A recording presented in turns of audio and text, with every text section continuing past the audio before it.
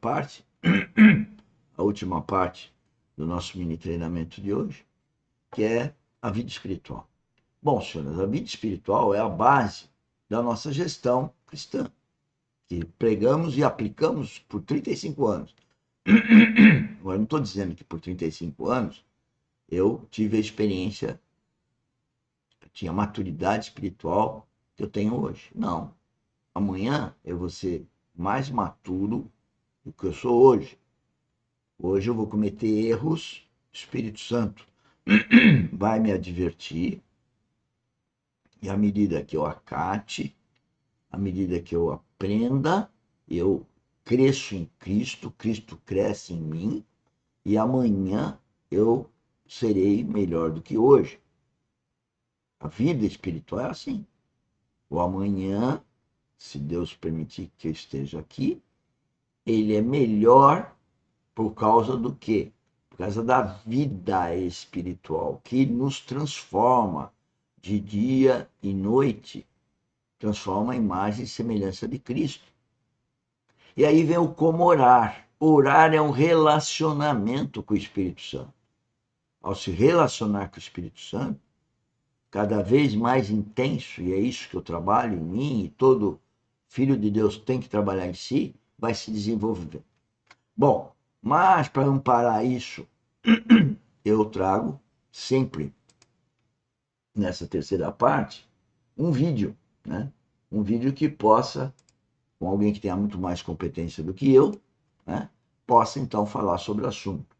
E aqui eu estou no terceiro vídeo, já vem já há alguns meses, o caminho da experiência espiritual, né? E está lá 1 Coríntios 13, o amor ágape. Vamos escutar. Correção. Podemos dizer que nesses 11 capítulos a carga de Paulo é corrigir. Mesmo que tenhamos um conhecimento que seja superficial dessa epístola, fica muito evidente já numa primeira leitura que esses 11 capítulos primeiros são corretivos. Apenas um detalhe para deixar isso claro. Quando Paulo escreve o capítulo 3 de 1 Coríntios, ele diz: Eu, porém, não vos pude falar como a espirituais, mas como a carnais, como a crianças em Cristo. Leite vos dei a beber, não vos dei alimento sólido, porque não podias suportar, e nem agora ainda podeis, porque sois carnais. 11 capítulos, essa palavra sobressai, essa nota sobressai. Digamos que são 11 capítulos que têm a ver com as carnalidades. Entenda isso. Quando nós entramos no capítulo 12, nós temos então uma divisão franca. Porque do 12 ao 16, o capítulo 12 então inicia assim: a respeito dos dons espirituais. Preste atenção aí. Acontece que a palavra dons simplesmente não existe no texto original. Nós temos, se fôssemos traduzir literalmente o texto original em qualquer manuscrito original, você pode fazer sua pesquisa, a palavra dons não aparece. Então o texto é assim: com respeito ou concernente às espiritualidades. Assim é o versículo. É certo que o tradutor em português colocou o termo dons espirituais porque ele viu na sua tradução que o capítulo 12 inicia tratando sobre dons espirituais. Então, ao fazer a tradução, ele viu que a transição do capítulo 11 para o 12 era essa. Paulo deixou os assuntos de correção e passou para a seção de instrução, iniciando com dons espirituais. Então ele introduziu assim: a respeito dos dons espirituais, não quero que sejais ignorantes. E aí está a lista, uma delas na Bíblia, de dons espirituais tão conhecidos de todos nós. Mas veja que até mesmo rapidamente esse assunto é encerrado, o assunto dos dons, especificamente falando. E Paulo entra aqui no verso 12, apenas que você vislumbre, olha aí com atenção, ele já sai completamente do assunto dos dons e entra no assunto da unidade do corpo.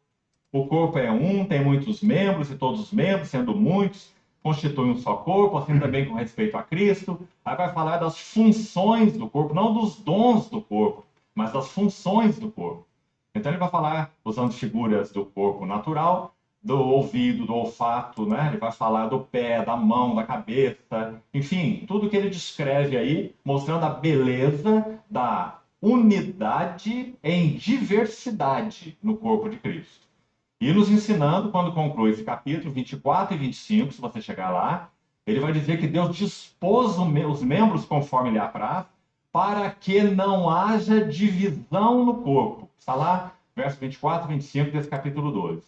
Porque esse tema divisão, ele vem tratando desde o capítulo 1. Está lá no capítulo 1, versículo 10. Registra aí para seu estudo posterior.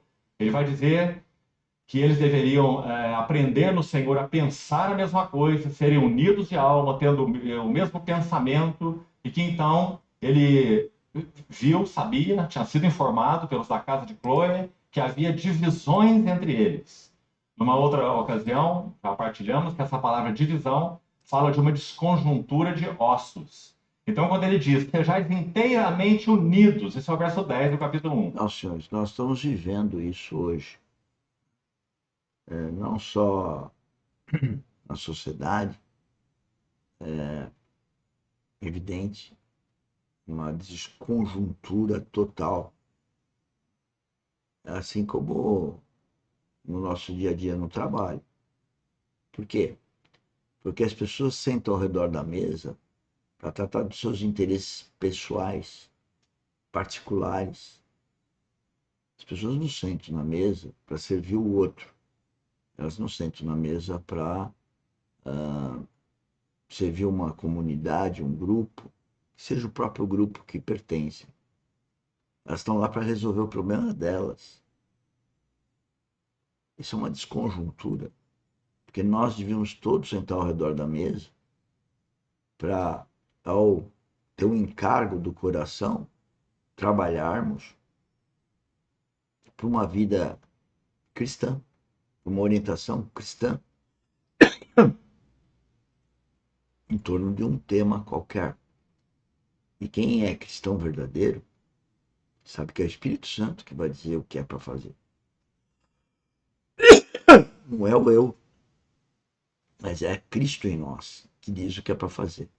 Então, o caminho da experiência espiritual é esse relacionamento.